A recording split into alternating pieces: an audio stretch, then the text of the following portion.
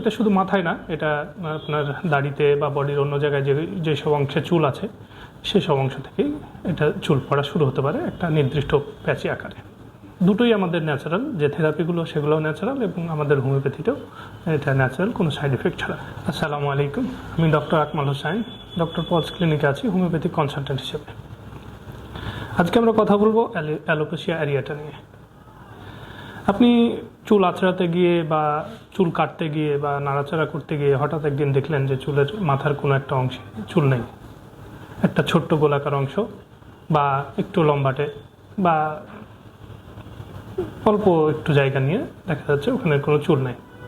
এই যে চুল নাই, একটা গোলাকার প্যাচি অংশ, এই অসুখটাকে আমরা সাধারণত অ্যালোপেশিয়া অ্যারিয়েটা বলে থাকি। অ্যালোপেশিয়া অ্যারিয়েটা একটা অটোইমিউন ডিসঅর্ডার। এটা হঠাৎ করে হতে পারে। এটা হলে গোল প্যাচ আকারের স্কাল্প থেকে, মানে আপনার চুলের মাথা থেকে চুল পড়ে যেতে পারে। এটা শুধু মাথায় না, এটা আপনার দাড়িতে বা বডির অন্য জায়গায় যেসব অংশে চুল আছে সেসব অংশ থেকেই এটা চুল পড়া শুরু হতে পারে একটা নির্দিষ্ট প্যাচি আকারে। এটা হলে সাধারণত কেন এটা হয়, এটা সাধারণত প্রধানত হচ্ছে অটোইমিউন ডিজিজ যেটা, এবং অটোইমিউন অ্যাটাকের কারণেই এটা হয়ে থাকে। এক্স্যাক্ট কজ এখনও আননোন, তবে ধারণা করা হয় যে অটোইমিউন ডিজিজের কারণে চুলের ফলিকলগুলোকে আপনার যে বডির টি সেল আছে, ইমিউন সেল আছে, সেগুলা অ্যাটাক করে, যার কারণে ওই অংশটার চুল পড়ে যায়। তো এটা সাধারণত জেনেটিক্যাল কোনো হিস্ট্রি থাকলে হতে পারে।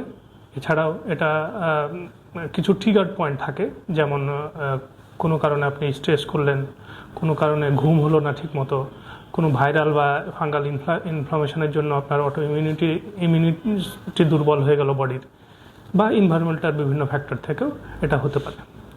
এটা হলে সাধারণত কী কী লক্ষণগুলো দেখতে পাবেন, এটা হওয়ার আগে আপনার ইচিং হতে পারে, ওই অংশটায় একটু টিগলিং হতে পারে, একটু বার্নিং সেন্সেশন হতে পারে, যে তারপরে ওই অংশটা থেকে চুল পড়ে যায়।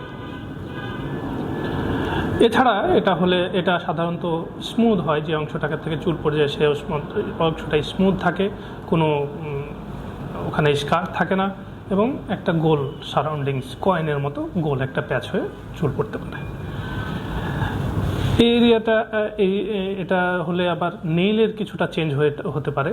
সাধারণত নেইলের যে নর্মাল ফরমেশন সেটা থেকে নেইলের কালার বা নেইলের সাইজটা ডিফর্মেটিভ হতে পারে।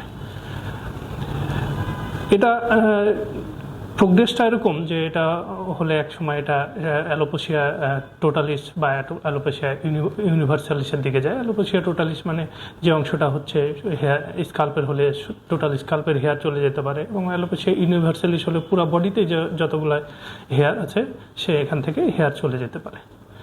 এই প্রগনোসিসের একটা ভালো দিক হচ্ছে এটা ফলিকলগুলো সারভাইভ করে, যার ফলে ফলিকলগুলো আবার রিগ্রো করার চান্স থাকে, এবং সাধারণত এটা 1 বছরের মধ্যে আবার রিগ্রো করে। যদি এটা 1 বছরের মধ্যে রিগ্রো না করে, বা যদি এটা রিগ্রো করে আবার পড়ে যায়, তখন অবশ্যই ডক্টরের পরামর্শ নিতে হবে এবং ট্রিটমেন্ট নিতে হবে। এখন আমরা আসি ট্রিটমেন্টের ক্ষেত্রে। এই ডক্টর পলস ক্লিনিকে আমরা সাধারণত এই হেয়ার ফল নিয়ে বা হেয়ার নিয়ে ট্রিটমেন্ট করে থাকি। এটা আমাদের মেডিসিনাল পার্টটা আমরা হোমিওপ্যাথি কনস্টিটিউশন অনুযায়ী একটা হোমিওপ্যাথিক মেডিসিন সিলেক্ট করে হোমিওপ্যাথিক মেডিসিন দ্বারা ইউজ করে থাকি, এবং পাশাপাশি কিছু থেরাপি আমরা ইউজ করি, যেমন পিআরপি, জেএফসি, ডার্মাহেল, এই ধরনের কিছু থেরাপি আমরা পেশেন্ট বেজ করে দিয়ে থাকি। এটাকে আমরা সাধারণত ফিউশন হোমিওপ্যাথি বলি, এবং দুটোই আমাদের ন্যাচারাল, যে থেরাপিগুলো সেগুলোও ন্যাচারাল, এবং আমাদের হোমিওপ্যাথিতেও এটা ন্যাচারাল, কোনো সাইড এফেক্ট ছাড়া। আপনারা যদি এই ধরনের সমস্যাগুলো ফেস করে থাকেন, অবশ্যই ডক্টর পলসে আসেন, চিকিৎসা নিন এবং সুস্থ থাকুন। ধন্যবাদ সবাইকে।